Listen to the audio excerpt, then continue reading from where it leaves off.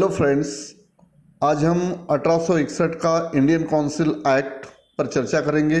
भारत को एक अच्छा, मजबूत और स्थायी प्रशासन देने के लिए 1861 का भारतीय परिषद अधिनियम बनाया गया। इस अधिनियम की मुख्य धाराओं द्वारा भारतीय शासन प्रणाली में भारतीयों को कानून बनाने की प्रक्रिया से जोड़कर प्रतिनिधि संस्थाओं के लिए एक नई शुरुआत की गई। अपनी विस्तारित परिषद में कुछ भारतीय सदस्यों को नियमित करने का प्रावधान प्रदान किया गया।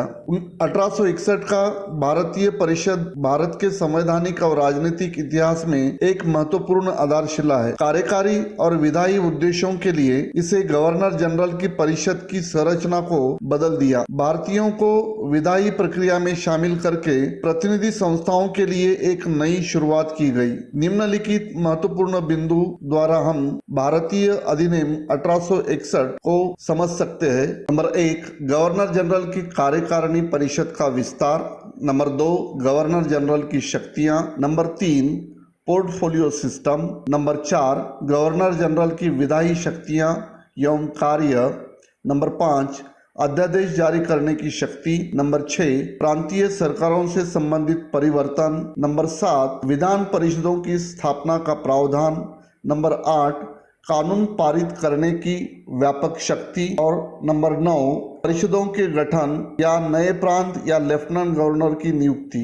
1861 का भारतीय परिषद अधिनियम निम्न प्रकार से है।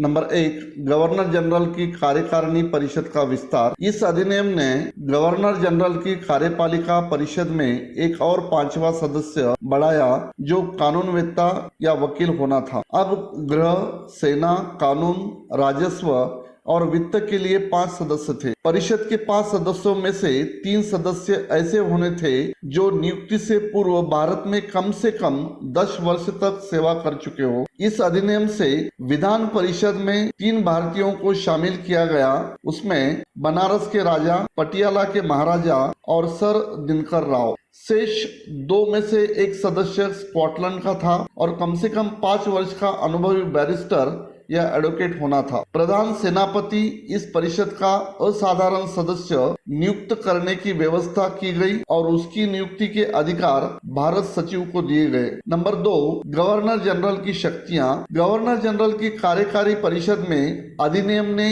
इस महत्वपूर्ण परिवर्तन किए गए। सार्वजनिक राजस्व या ऋण, सैन्य, धर्म या विदेशी मामलों से संबंधित कोई भी विधेयक गवर्नर जनरल की सहमति के बिना पारित नहीं किया जा सकता था। अब गवर्नर जनरल परिषद की कार्यवाही को अधिक सुचारू रूप से संचालन करने के लिए आवश्यक नियम और आदेश जारी करेगा। वह परिषद सहित गवर्नर जनरल परिषद की बैठक का समय और स्थान भी निश्चित कर सकता था। वह गवर्नर जनरल के दौरे पर अनुपस्थिति में परिषद के किसी भी सदस्य को परिषद का अध्यक्ष नामांकित कर दे। Number 3, portfolio system. Lord Canning, जो उस समय गवर्नर जनरल और वाइसराय थे, उन्होंने पोर्टफोलियो प्रणाली की शुरुआत 1859 में शुरू की। इस अधिनियम ने गवर्नर जनरल को परिषद चलाने के लिए नियम एवं आदेश बनाने का अधिकार दिया गया, जिसके तहत परिषद के एक सदस्य को सरकार के एक या अधिक विभागों का प्रभारी बनाया गया था और परिषद की ओर से मामलों पर अंतिम आदेश जारी करने के लिए अधिकृत किया गया था। नंबर 4, गवर्नर जनरल की विधायी शक्तियां एवं कार्य। 1861 के अधिनियम ने गवर्नर जनरल को विधायी निर्माण के लिए अपनी परिषद द्वारा कुछ विस्तार करने का अधिकार दिया गया, जिसमें गवर्नर जनरल परिषद में कम से कम 6 और अधिक से अधिक 12 सदस्यों की वृद्धि कर सकता था। नियुक्त सदस्यों में से कम आधे सदस्य गैर सरकारी होने चाहिए थे।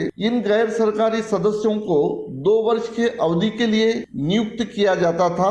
इसके तहत कानून निर्माण के कार्य के साथ साथ भारतीयों को संबोध करने का सबसे पहला आयोजन किया गया। नंबर 5, अध्यादेश जारी करने की शक्ति। गवर्नर जनरल को अध्यादेश जारी करने की असाधारण शक्ति प्रदान की गई थी। आपातकाल के दौरान विधान परिषद की सहमति के बिना अध्यादेश जारी करने का भी अधिकार दिया गया था। अध्यादेश 6 महीने के अवधि के लिए वैध माना गया था। नंबर 6, प्रांतीय सरकार से संबंधित परिवर्तन। मद्रास तथा बंबई को विधानसभाओं की स्थापना की गई। 1833 ईस्वी के एक्ट के अनुसार जो छीने गए थे उसे प्रांतीय सरकार को पुनः वापिस अधिकार दिए गए।